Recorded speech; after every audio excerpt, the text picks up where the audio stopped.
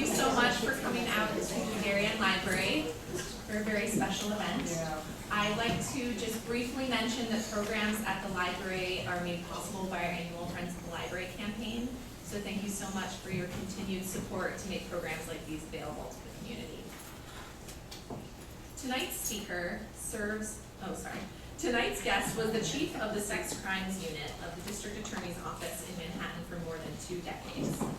Her Alexandra Cooper novels are international bestsellers and have been translated into more than a dozen languages. And this book, Night Watch, is what we're going to be talking about tonight. And I was just telling a group of patrons this last week that while reading this, every morning when I woke up, I was like, you have to live your day like Alexandra Cooper. There are some things about tonight's guest that were not included on her press release and her author bio, and that is the fact that she has served on the board of an organization called God's Love We Deliver for over 12 years. And this organization is very near and dear to my heart. It cooks and delivers customized, nutritious meals to 4,200 people every single day. And these people are homebound with illnesses like Parkinson's disease, AIDS, and cancer. And the reason it's so near and dear to my heart is because I have been a volunteer there for almost 4 years now. In fact, I was there this morning spooning some soup, so if I smell like soup, that would be why. And I know that another volunteer, my mom, is here as well. So she has served on the board for this organization, like I said, for over 12 years, and that's actually how I met her for the first time. I was at a fundraising event for God's Love We Deliver, and she was such a fantastic speaker that I ran up to her afterward and I was like, hey, so I volunteer here, but also by day I'm a programming librarian for this wonderful public library about an hour outside the city, and we would love to have you because you are so smart and good at your job and a great speaker, and she just has a wonderful heart. And I'm so pleased to welcome to Darien Library Miss Linda Fairstein.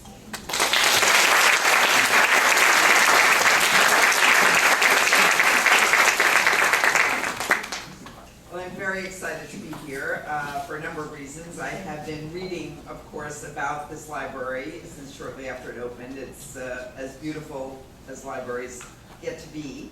And for those of us like me who found their love for books in libraries, it's the first place I can remember going with my mother as a kid, going every other Saturday and being allowed to get 3 new books and have the librarian put them in my hands and say, which of these 3 did you like and what would you like next, was an enormous thrill. So for me, it's all about libraries. Secondly, there are a few people in this community that I know and love. I see one of my favorites, really family, Linda, and if you've never heard her sing, I should get off the podium and let her come up and sing here. And Jen and 4 other people who are late who are supposed to be here. They used to work with me, that's probably why they're late. So it's, that part of it's a very special thrill. I did meet Erin. God's Love We Deliver feeds terminally ill New Yorkers, and Erin neglected to tell you that before she comes here to work, she does the 6:30 a.m. soup kitchen service, and then gets on a train and gets to work almost on time. So it's very special connections to make both places. The timing was right. I think I would have come under any circumstances, but what's especially nice for me is that I actually have a brand new book, and when Erin said, would you come? I said, of course I'll come. What dates do you have in mind? And literally, the book only debuted last week, so I've been in 10 cities in 12 days. I slept in my own bed last night for the first time, which was really nice. I almost didn't get up to come see you. It was really nice to be there.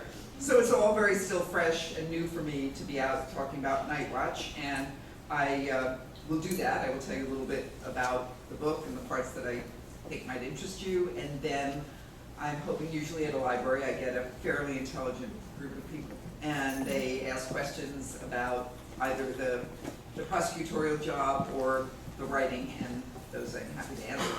So this is the 14th book in a series that I write, a series of crime novels, and we write them so that you can begin anywhere. That's usually a question that I get. You can start anywhere. We put in what we call backstory, so you can get to know the characters if you have not read them before. And the character is, for me, it was easy to create based on the old adage, write what you know. So I created a prosecutor in Manhattan, a sex crimes prosecutor, and as I like to say, she was younger, thinner, and blonder, although my hairdresser says pretty hard to go any blonder than I'm taking you now, so maybe I'll drop that one from the description. And she has all of my passions about the prosecutorial job. I think that's pretty easy for me to put in the books, and the personal side of her life is a lot different. We take fictional liberties, and those include the fact that the series started 14 books ago when she was 35, and she's only 37. So it's one of the best things. You can hear a lot of people criticize and say, well, why don't you age your character in real time? Well, the rest of us do that. Why would I even want to think of that? There are a lot of characters. Ian Rankin, who's Scottish, writes a great series about Inspector Rebus. Patricia Cornwell writes Case Scarpetta. They both age their characters in real time, and Inspector Rebus, one of my most favorite characters in crime fiction, had to retire this year because he's reached retirement age in the police force. So that's not likely to happen to Alex Cooper. This book begins, what's very different about it, begins in the south of France, and Alex has had a romance for 4 books with a French restaurateur who lives in the south of France. Now, this is where, I guess in the old days, people used to have to buy stationery and buy a stamp and figure out how to get in touch with the publisher to get a letter to the writer when they wanted to complain about something. It's all been made much easier, sad to say, by the internet and by websites. So we get lots of mail, sometimes at the end of a very hard, lonely writing day. I'll go on the website to look at the mail, looking for positive reinforcement. And you get kind of open number 1, I like your characters. Number 2, I like what you do in New York, it transports me. So all those vain patting yourself on the back. And then you get to number 4, and it's a complaint about something. It's some horrible. So most of the mail has been running soundly against the character named Luke, Alex's boyfriend. It's just been very, get rid of Luke, he's a lightweight, she shouldn't be with him, Alex and Mike, this restaurant business is too frivolous. So I knew that it would be time for Luke to go. I had no desire to hurt him, nothing bad happened to Luke in this book, but I needed for Alex to sort of re-examine that relationship and see if it really made sense in her life. So the book starts in the south of France, and Luke lives and has for all these books in a small village called Mougins. And Mougins, if you know it, is a few miles north of Cannes on the French Riviera. It's quite idyllic. It's one of those beautiful little towns. It's all about tourists and great food, wonderful restaurants. So as they like to say in all the tourist literature, it's the safest place in the world. Nothing bad can happen here. People leave their doors open. Tourists walk around the little cobblestone streets all night. And this is very inviting to a crime novelist who writes murder mysteries, because someone is going to die. There's no place on earth that's that perfect. So without spoiling anything, Alex gets to Mougins, and the first murder is going to happen there. And that really can't concern her too much because it's out of her jurisdiction. But what it does do is bring her into Luke's world, and we begin to get a sense of what the problems are with the restaurant business and industry. So Luke not only has this restaurant in this little village, but he's trying to open one in New York and has been for several books. The thing that I really wanted to do, in each of the books, I sort of take a setting, I do something, it's my own branding, it's sort of my own, what keeps me interested in writing these books, is taking some aspect of New York City, exploring it. I love to take institutions that seem familiar to me, museums, libraries, the forts on Governor's Island, and examine their background, because as refined as many of these places look, some of them have a very dark underside, and bad things have happened. So the restaurant world was a place that I wanted to to visit. And what's become quite clear, I'm sure some of you know people who have been in that business. It used to be something that a young person could start by him or herself, and often with family help, build a business that would last for decades. And that's almost impossible now in a large city like New York. Nobody has the money to even begin to look at real estate before they can get into this kind of business. And so staff and all of the other equipment that goes with the business has really forced most restaurateurs to get into conglomerate backing, like big business backing. And so there's a lot of dirty dealings in the business, and I think Alex is surprised very early on by the people to whom Luke has turned to try and get help. So that takes her into the restaurant world. I use a lot of restaurants in the city, and I don't know if you saw a very cute piece that was in the Times this last week in the dining section. And sort of the irony about that is, like my protagonist, and much to my late mother's dismay, I've never cooked a real meal in my life. But I'm great at tuna salad. So we never expected to find me in the dining section. And the publicist has pitched for years things in the book section, in lifestyles, in home, and in sort of every other part of the New York Times. But the food editor picked up the book the first week it was out and read the book and assigned it to a food writer because of all the restaurants, which are real, that Alex goes to in New York. The one at which I had the most fun doing research, and just to tell you that story if I may, was 21, the 21 Club. And the 21 Club is on, it's not a club really anymore, but it's on West 52nd Street, right off Fifth Avenue. It started, as many restaurants did, and I was, of course, looking for a restaurant with a history. That's part of what I do, and there are so many new ones, but I wanted something that went back more than 80 years. And 21 was created to be a saloon in the old days, and like many saloons, then began serving food. So they moved from Greenwich Village to the 30s, and shortly before 1930, they actually moved to the building they occupy now on West 52nd and bought the adjacent building. And they had the great bad luck to move there just as Prohibition started in this country. So that meant their livelihood, their basic livelihood, serving liquor and good liquor, was not going to be possible. So they did something really, really brilliant, and they showed me all around, and actually a book has been written about it. There are beautiful wrought iron gates on the outside of 21, and they're almost as tall as the ceiling here. There's the first layer on 52nd Street, and then you take a few steps down, and there's a second, smaller but ornate set of wrought iron gates. There was always a doorman at 21, even back in the 30s, and there was a little peephole. So if you were known to the doorman at 21, which was what was clubby about it, you were admitted. The gates opened and you came in. But usually every second or third week at that period of time, the federal agents would come to raid 21. So the gates were not decorative. The gates were really meant to keep the federal agents out while things were made to disappear inside the restaurant. And the genius of the design was that the doorman would see who was there at the peephole. He would get to fumble with the front row of gates. He would get to fumble again with the second. But the first thing he did was push a button at his station. And the bartender was behind the bar like this with shelves full of liquor. And what the architect redesigned when Prohibition started was a gutter below the liquor shelves, a wide gutter that went down 2 stories to the sewers. And with one flick of the switch, the bartender would collapse every shelf. The shelves just automatically collapsed, and every bottle of liquor broke, crashed 2 flights down, was guaranteed to break. The federal agents would come in, and although 21 reeked of alcohol, no drinks were ever found there. And so it was raided for the more than 3 years of Prohibition regularly, but nobody was ever arrested during the raids. So the second thing that they did, having bought an adjacent building, was create a secret door, which also the feds never found, and you can see it to this day.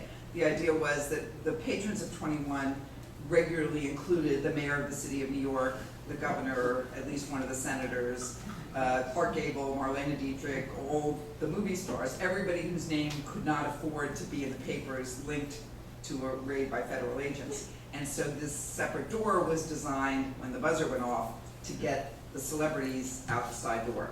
So that's the kind of thing that slows you down when you're doing research, because it's just so much fun to find these sort of hidden parts of New York history, and they still exist today. The collapsible shelves are still there, and so is the hidden door. So that's the sort of restaurant world that I was very privileged to be led into, and I would say this research was the most costly in terms of weight of any of the book, because I really ate and drank very well for all the months that I was spending in restaurants. Everybody was happy to show me their best stuff, so I'm paying for that now. In each of the books, the other thing that I do is have Alex Cooper, who is the protagonist, working on a case. And the idea is that she's working on her case against the backdrop of something that's happening in the city. And sometimes the two storylines intertwine, and sometimes they take their own direction to the end of the book. I was writing last spring, which is when I started this book, and on May 14th, a man named Dominique Strauss-Kahn was arrested at JFK, taken off a plane, and charged with assaulting a housekeeper in his $3,000 a night hotel suite in New York. So that case would have been my jurisdiction if I'd still been a prosecutor. It would certainly have been Alex Cooper's jurisdiction, were she the fictional prosecutor. And the district attorney is a great friend of mine as a young man. He worked with me in the DA's office. His name is Cy Vance Jr. And I called him on May 15th and asked if I could help the team with the case, because I was so interested in working on it. And he said, "Thank you very much, but you write your fiction, and we'll work on this. I appreciate the offer." So I was very frustrated not being able to get inside and underneath, and I only know still to this day the facts that have been released publicly about the case, and news that's been, the reliable news that's been in the paper from releases from the office. And I tried to push it away. I was really determined not to go there in this novel. But every place I went, for breakfast, for cocktails, for dinner, the second or third question on everybody's mind was, what do you think really happened? What happened in the hotel room? What do you think Cy's going to do about it? Why is this accuser being so difficult? And as hard as I pushed away from the storyline, I kept coming back to it every time I sat down to write. I wanted to be in the room with the prosecutors doing the questioning. I wanted to be able to get to the sort of the truth of what was happening. The other thing, of course, is that in real life, that case took from May 14th till the end of August to unravel as much as it could be unraveled with the result it had. And my deadline was fast approaching. I didn't want to tell that story. I wanted to use my imagination. I wanted to get inside the room. I think I have some twists and turns that I hope are as interesting or more interesting than the case, but I really wanted to sort of figure out what would have been happening. And for me, and I know there may be some lawyers in the room, I know there's one great former prosecutor coming in slowly now, I won't call him to embarrass him anyway. So I think what was most frustrating for me during my prosecutorial days and watching this as a case is when you're a police officer, cop, detective, prosecutor, lawyer of any kind, and you're trying to get justice for someone, and you're trying to give them a day in court and get them before a jury, and they're not candid with you. They won't tell you the truth about what happened. For me, that was, and it happens in cases every day, not only in high-profile cases, but that for me was the most frustrating part of the job. And I was watching as an outsider while the story that the accuser told fell apart, not just her life outside the 20 minutes in the hotel room. I have no respect for DSK. I don't believe that a love affair was consummated in the 18 minutes from the time until she left, but I don't think I'll ever know to my satisfaction what happened in the room, and certainly not from her failure to cooperate with the prosecutors and from the failure of her lawyer, who I think did her no good, keeping her away for 3 weeks at a time from the people who were trying to help her. So really my purpose in choosing that, I don't usually choose a high profile case, I don't usually choose something that can be readily identified with a current event, but there was very much, I guess, a cathartic need for me to want to get in the story and explore it and put my own twists on it, as well as to portray what it's like when you are trying to do the right thing as a prosecutor and you're thwarted by the very people that you're trying to help. It's an exception, it's a rare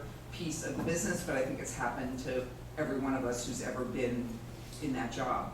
So that's the case that occupies Alex's attention during the main part of the book, and it does happen to connect for reasons that I think become obvious with the restaurant, the first part that I was telling you about, that's sort of the background setting of the book.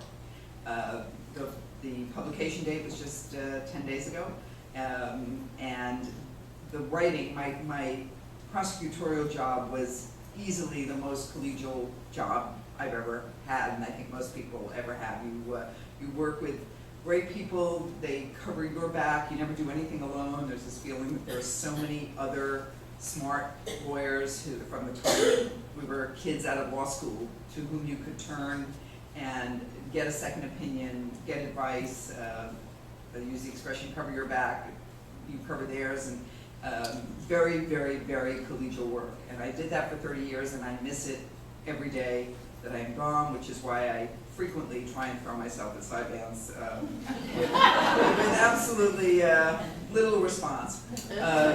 And so the writing is, of course, for those of you who do it, the most solitary kind of endeavor. I mean, a really good day for a writer is to be able to first to discipline yourself, to be in the room, to be in your pages, to concentrate and focus on the story you have to tell. And that really requires that you explain to your friends, I know you mean well by calling and saying it's a beautiful day, let's go to the beach or go for a walk or going tiki. You just got to stop them, stop them at the gate, because it's very hard to do it. So during those long months of very solitary writing, that's the storytelling piece of it. It's essential. It's what gets the book done. But for me, the happiest time is when the book is published and the boxes are open.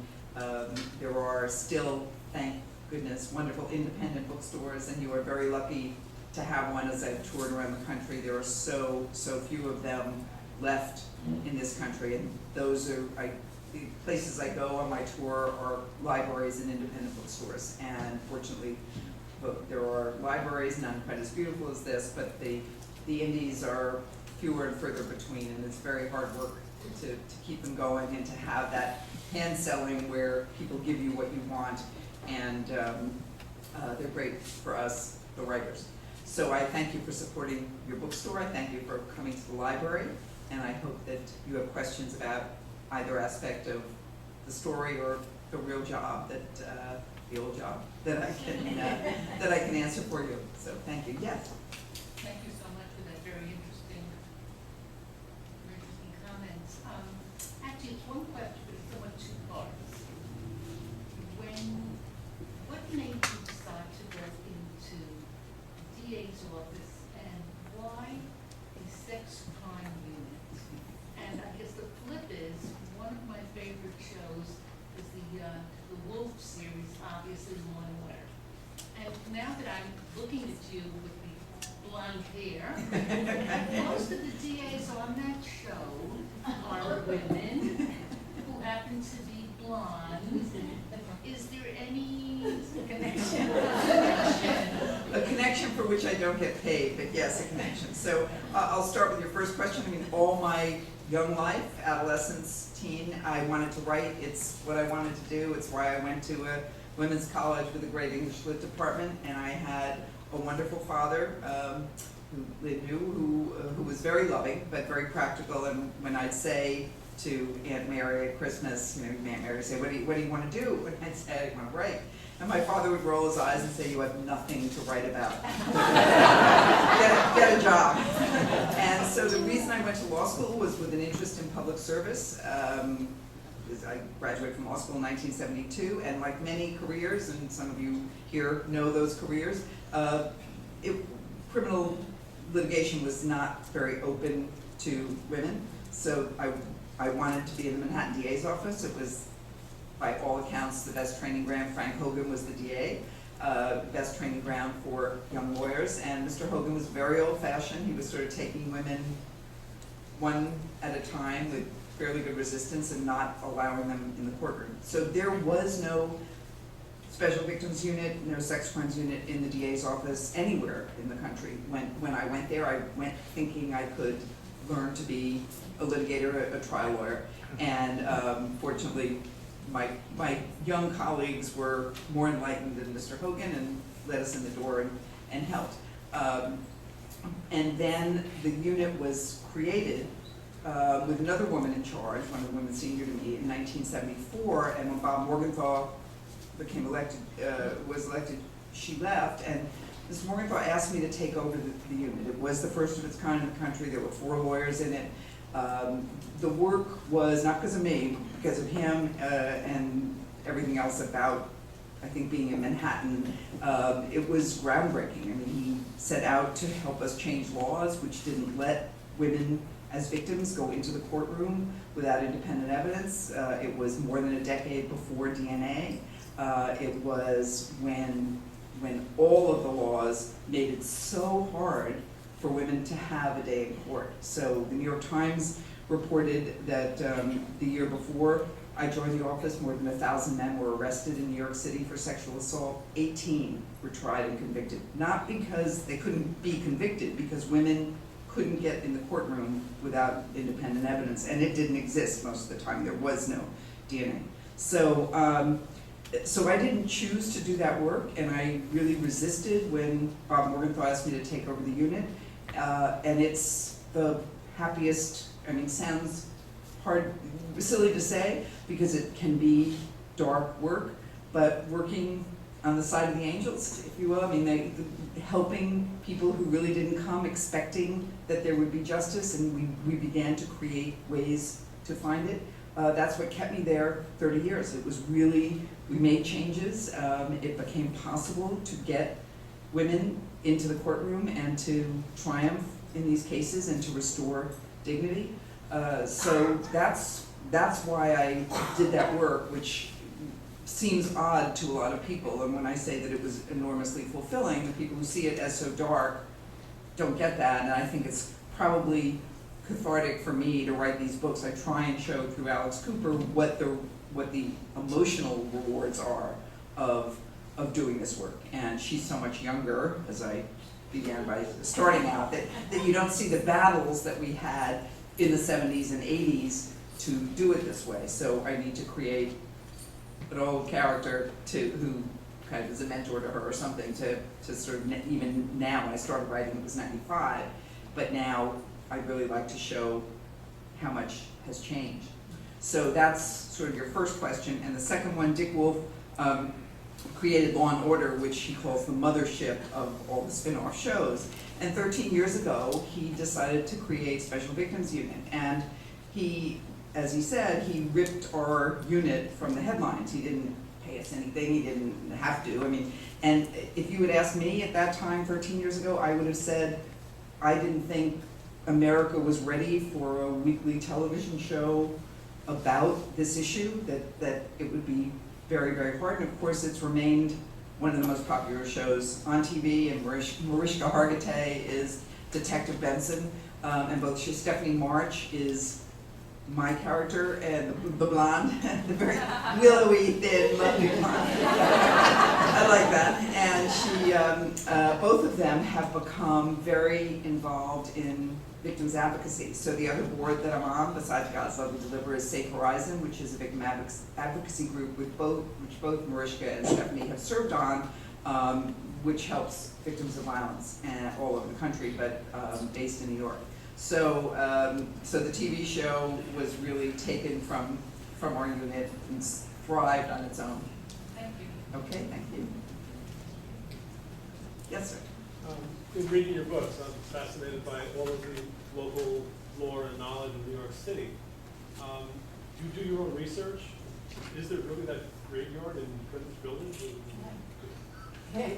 Yes, so thank you. I mean, I guess for me, I love reading crime novels, and I hate books where you don't learn something even gently, so I don't like crime novels that are just car chases and shootouts. I love something a little richer. So for me, it began early on by looking, I was always fascinated whether it was a case I had or driving through the city, someplace that looked so familiar to me, but when you scratch the surface had an odd background. So I began, as I say, my own branding of just doing research, picking a world that I wanted to go into, Museum of Natural History, because I read a New York Times article that said there were 50 million human bones in that museum. And I thought, why aren't these people buried, with their loved ones? Why are they in a museum? And that's the only place actually in 14 books where I met resistance, where I was not allowed in the front door, I got in the back door to do research.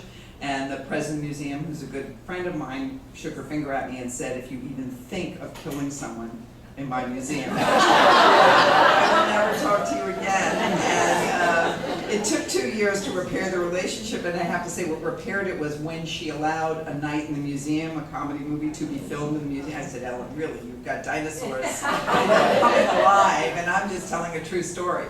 So, so I've always loved the research, and every place that I write about in the city is a real place. There are writers who pay people to do research. I can't imagine why, when you can go get in just about anywhere and do it yourself, and then you're giving it to the reader, and I think the texture that you get doing the research, somebody else might do it just as well, but wouldn't see, I think, or experience the same things that I do. But there are 2 cemeteries back to back, New York Marble Cemetery on 2nd Avenue, and they are bizarre places from just post-colonial times. And in the way, I mean, some things I find about from clippings, and I pull the clip and I put it in notebooks, and I get there eventually.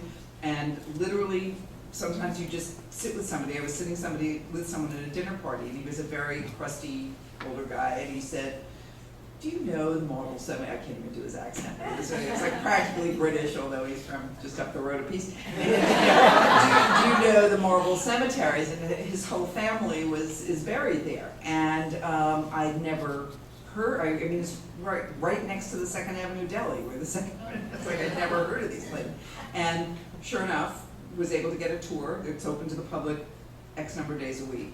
And just, there are the most, I will never run out of places. Usually I get the question, are you gonna run out of places to go in New York? I don't think I ever will. I mean, it's just endless, interesting, and odd places. So I do all that, and it's very hard for me to stop the research. A lot of it, these are crime novels, they're meant to be well-paced, so a lot of that research winds up on the cutting room floor. It just doesn't go anywhere. But a lot of it obviously works its way into the books, and for me that's the most fun, and stopping that and saying, okay, enough, you've got, write your story. It's a mystery, it's not a history, but I love doing the research, so I appreciate it. How big a Jeopardy fan are you? So why is Jeopardy in these books? So a couple of reasons. When I was in law school, we had a study group, 5 of us, my freshman year, and we used to stop. We'd start at 6 o'clock, and we would take our first break, not obviously for a half hour for the Jeopardy show, but for the final Jeopardy question, because one of the guys just liked doing that. And we would bet, and the loser would have to buy, big budget, the beer for the night.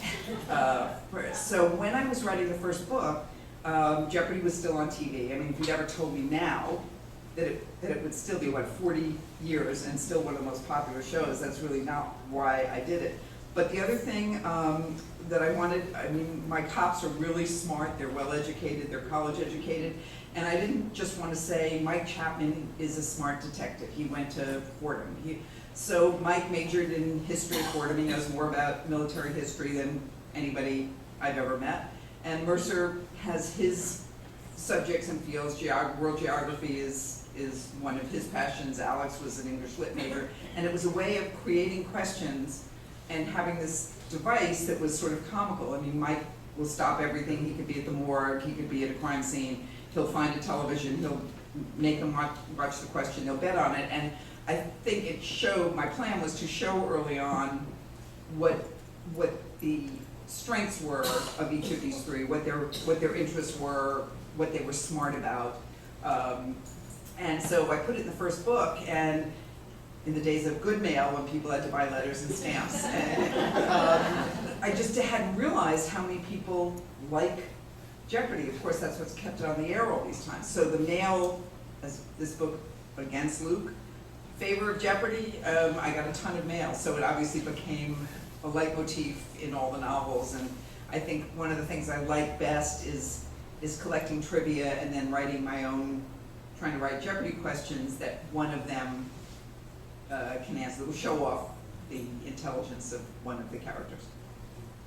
Yes? I have two very different questions. One is, in terms of the research, how do you find out, like, below Columbia, below the museums, below ballet, things like that? How do you find out about all that goes on back there? When I went to Columbia, I never knew about all the underground parts of the book. Well, you know, it's very bizarre, and sometimes I have to keep coming above ground, because one of the things about New York, when you think, I mean, we're a very new history compared to Europe, but there's a lot below ground. I mean, there's just tons that is below the surface and has been built over and built over. So I keep taking Alex below ground.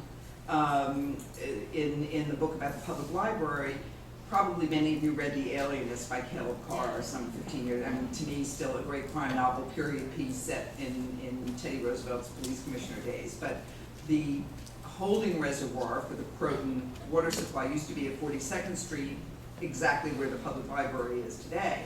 And people would walk, it was built to look like the lower half of the pyramids, and then you'd climb up and you'd promenade around it on a Sunday, dressed for the nines, and you could see the Palisades and see a Hudson. Well, before it was that, it was a potter's field with soldiers buried there from the Revolutionary War. And that had to be cleaned out, imagine, to use it to hold water.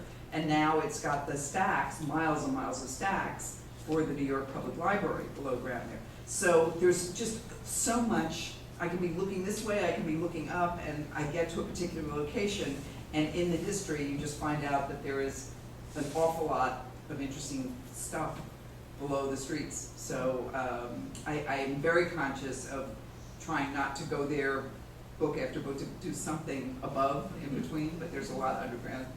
The other question is, do the police and the prosecutors work as closely as Alexandra does, as a law and order? They really working like partners? Well, I think it's one of the, yes, the question is, do the police and prosecutors work as closely as they do in the fiction? I think it was really a very unique thing developed in the Manhattan DA's office and then the 5 city offices. And in the 1940s, actually, the New York DA's office and the NYPD developed a system of working together just on homicides, so that police would not be making an arrest on a murder case unless the perp was standing over the body with a smoking gun, without collaborating with the DA's office, so that there would be search warrants lined up, so that all the evidence would be preserved and maintained for going to court. And when my group took over the sex crimes unit in the mid-1970s, I asked for the same kind of relationship, that I saw how well it worked with homicides, and that I wanted to work with the police so they wouldn't just run out, arrest somebody, and in many jurisdictions they make that arrest and it's not their function to worry about what happens to the case. They turn it over to the prosecutor. So you know, I think probably in many instances I exaggerate in the book about the relationship, and that's to keep my characters the DA's office doing things that put them a little more in jeopardy than they normally would be. But that's, but there is a much closer relationship. There's somebody from the DA's office for every kind of felony case on call 24 hours, and you get those calls from the police in the middle of the night and go with them to do whatever it is they need. So that's for real. So When you're writing a storyline that has such a close connection to current events, especially with someone in your position who your readers will assume maybe have some inside knowledge, do you ever worry that people are going to read your book and think, hey, this is fiction but not really fiction? Like some of the missteps that occur in the investigation in Night Watch. People are going to wonder, does Fairstein have some inside knowledge that she's really sort of indirectly pointing out some mistakes that were made in the DSK investigation? yeah, I mean, I do worry about it, and I did worry about it, and I've actually never, this is the first time I've written a story that is going on simultaneously with the real case. And I don't know if you read or haven't read, but in the advance copy I don't get to do it, but in the acknowledgments I explain that Cy Vance was not the DA, who's my fictional DA, and that I'm not writing from things that I knew. So much of the story was in the newspaper, some of it right, some of it wrong, and then when the case was dismissed in August, and my case we don't get to a dismissal or not, but when the case was dismissed, Vance wrote a 40-page reason for the dismissal, some of which was excerpted in the Times and all of which was online. And I went to that to get some of my facts. The question, you're the first person to ask that question. It's a very good question. The other 13 cities I've been in, the question has been, are you worried the DSK is going to sue you? I like that question better. But it's... You weren't concerned about Ken Thompson. Yes, okay, well, with good reason, and I'm hoping nobody points it out to him. But yeah, I think that Ken Thompson, who represented the accuser, really hurt her, did her no good by taking her in the direction he did, by filing a civil lawsuit, which she's entitled to if the crime happened the way she said it happened, but filing it 3 days into the criminal lawsuit, by when the prosecutors wanted her back in to explain some of the inconsistencies, and perhaps she could have done that well. He kept her away, and not, a fact, not my conjecture, but he kept her away from the prosecutors for something like 24 days, and did not, again, no service to her, I don't believe, in the end. So, I probably was a little more daring doing some of that, and so far the critics have been gentle, but probably lawyers and smart readers will call into question exactly what you're raising. So, thank you.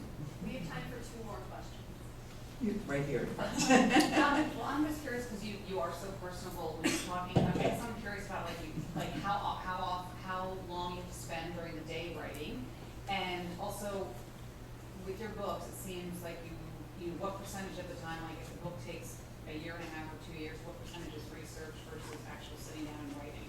Okay, in backwards order, the research is sort of going on all the time. When I've finished this book, I mean, I've already started, I'm well into the research for the next book.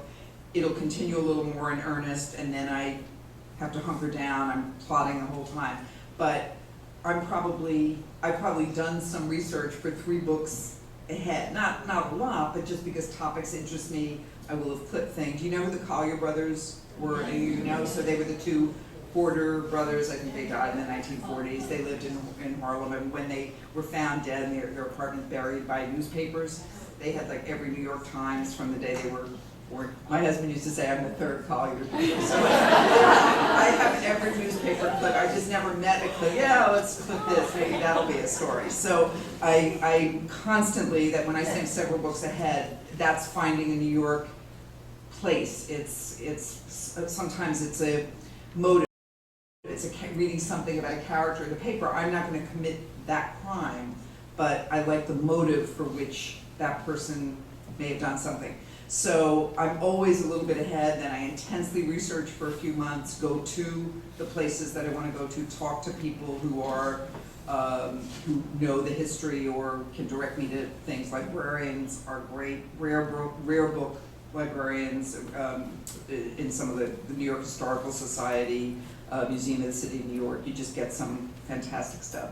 And so when I sit down to write, I would much rather be with friends. I would much rather be doing blabbing like I'm doing.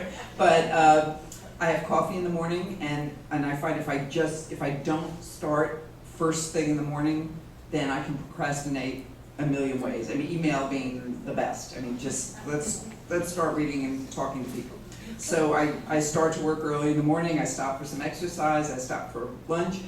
And I try and write, if I'm going really well, into the afternoon, and it's usually either that your eyes get so tired that it's just telling you to stop, or the words make no sense, and you know that you've had a full day and it's over. So I try, when I'm in a story, as I hope to be in the next one in the next 2 or 3 weeks, to write 6 days a week for as many hours a day as I can. Once I have that first glass of wine,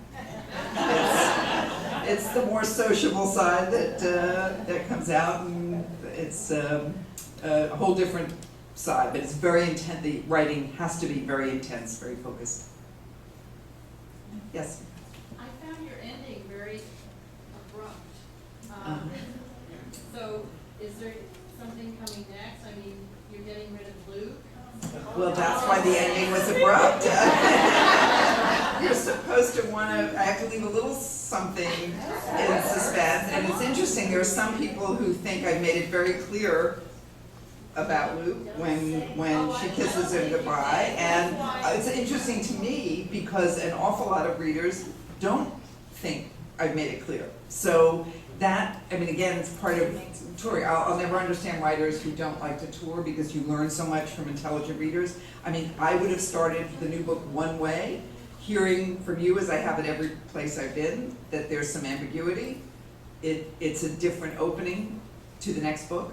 So it was about exploring the relationship. It was about how Luke had sort of surrounded himself with people he didn't even know, really, and put his whole business in jeopardy. So this will help with the plotting, and I must say, I had no idea, that's when you're so close to something, I had no idea how ambiguous it was when I wrote the end. Okay. It took Alex so long to find him.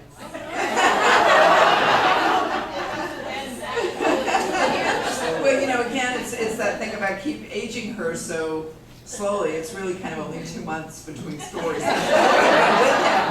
A year, and I don't know. You have a vote, but there are some people who just think he's not suitable. So I will struggle with that. One more of those? One more. I have to ask this. I mean, there's the Chapman thing. I mean, you're just gonna leave that out there? So if you've not read the books, I mean, the question I get most often in public and in mail is, what about Mike Chapman? When are they going to hook up or whatever? And from the first book, my editor was very firm about saying, no, you created what they call sexual tension between the two, and you've got to leave it at that. And the example that everybody in the editorial end of the business uses is an old show called Moonlighting, and that was Bruce Willis and Sybil Shepherd. And for kind of 5 years, it was the #1 show, and everybody felt because of the sexual tension between the two. And the 6th year began with the two of them hooking up. End of series. I mean, just over. So again, we ask the readers to sort of suspend disbelief. It's sooner or later, I think, going to happen, but maybe by the time Alex is 39. And she's 37, so that's about 8 books away. In dog years, I don't know. So thank you all for your